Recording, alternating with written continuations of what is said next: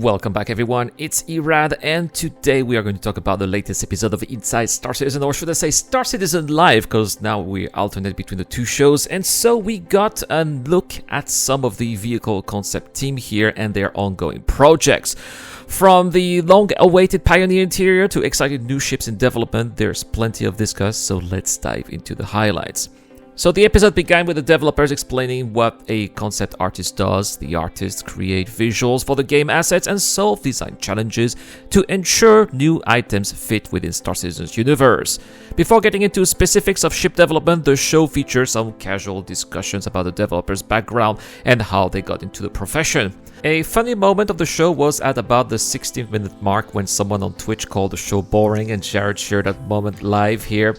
Things got also a little bit uncomfortable when some of the developers started speaking negatively about their former employers. Jared had to remind viewers multiple times that these opinions did not represent CIGs. Also, on a side note guys, some moment of wisdom here: do not trash talk about your former employees. It's a small world out there, you never know when you might need some of the contacts that you may make at that place where you used to work. So yeah, just don't do that, okay? Anyway, things really started to kick off after 28 minutes when we finally got the most exciting part of the show. We learned that Alberto is working on the interior of the Pioneer. Right now he's focused on creating a vertical slice to guide the 3D artists into their modeling work.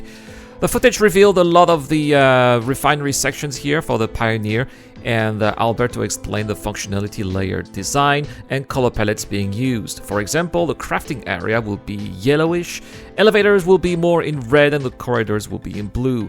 Jared emphasized that nothing shown here was final, and some of the visuals might not even make it into the final game.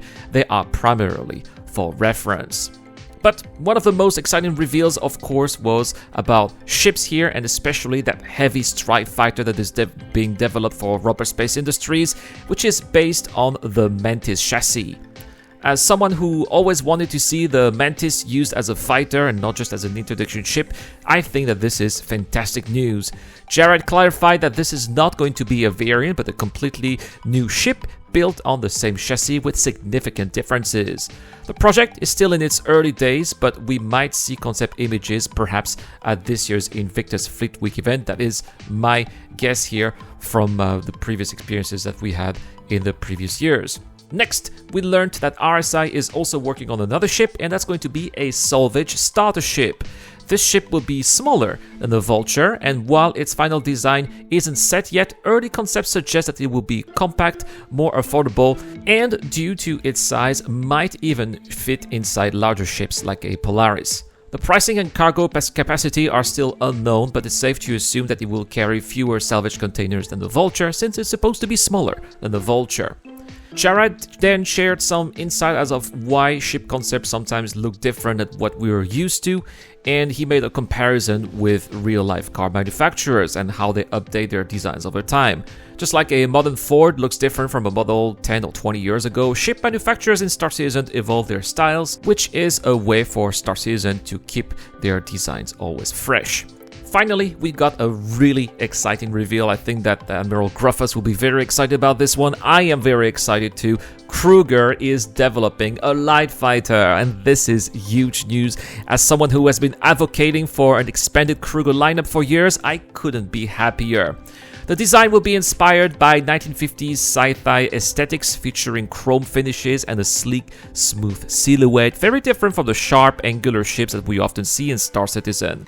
A few comparisons were made to ships from the Star Wars prequels, especially those from Naboo, which is not a bad thing at all. Kruger ships have always had a premium feel, and this new light fighter looks to continue the tradition with a luxurious and exclusive design. Personally, I can't wait to see it in action in the verse, and I cannot wait to get my hands on this ship as well. Overall, this episode, or I should say the second part of this episode, provided some fascinating insight into the vehicle concept team's work and what's coming next in Star Citizen.